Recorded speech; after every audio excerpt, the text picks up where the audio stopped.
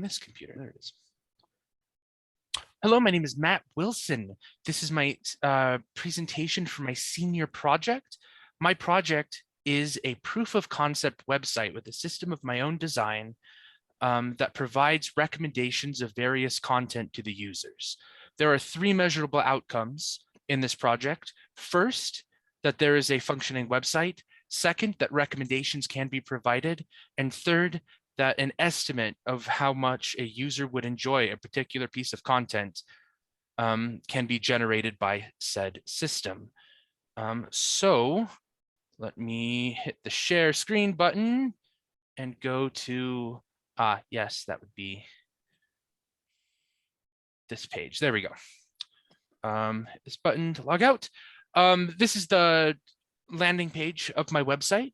And even without being logged in, we can go to the recommendations page and get a handful of recommendations pulled from the aggregate of all users based on whether they've liked or disliked something. If I go and log in, you can see here at the front page now, it has a quick list of a handful of things that have not yet been rated by this account. And if we go back to the recommendations page, we can see that the things are set up a little bit differently with a handful of content types saying things that from all users and from the wave.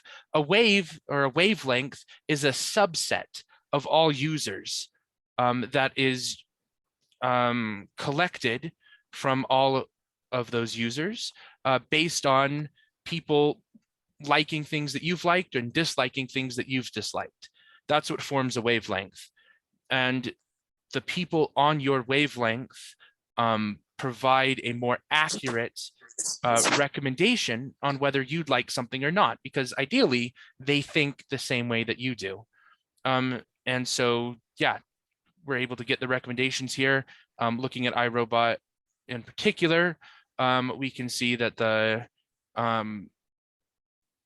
if we are taking the recommendation or the estimation from all of the users, there'd be a 71% or so chance of us liking it. However, for our particular wavelength, it would be, it recommends it at a 100% chance of us enjoying the content.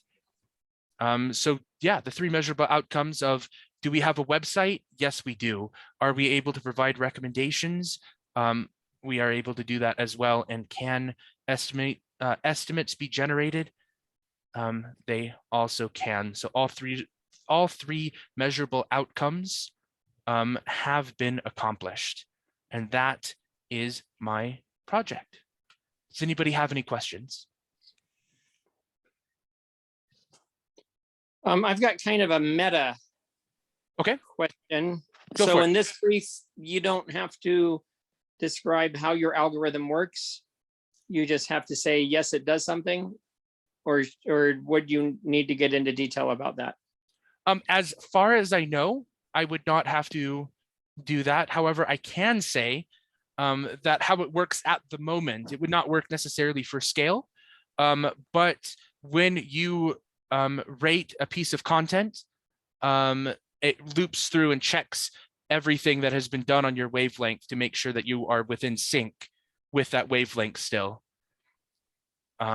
to ensure that you're still on track with that wavelength.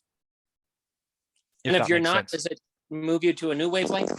Yes, it then looks for a wavelength that you are better suited to, or creates a new one if none are available. Okay. Any other questions? And then I have a comment. Sure. If you'd go to the individual page that we were just right there, just in terms of user usability, I think that 71.4 and that 100 would be better suited to be bigger numbers on the page. You know, not necessarily in the next 2 weeks before your your grade is due, but if you persist in doing this long term. Understandable. There are a handful of pages that have not yet been reworked for the user experience, and a lot of them are still in my just bare bones displaying of the data. So yeah, Sure. reworking this page would indeed be something that I would want to focus on.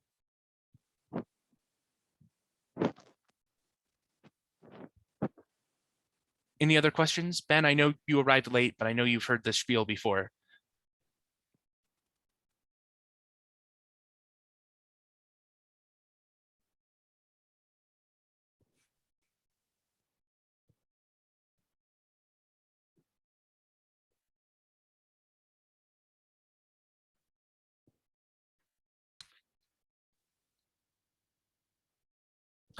If there's no other questions, I'll stop the recording for right now, and we can, people who need to go can. So thank you for coming to this presentation, and have yourselves a great day.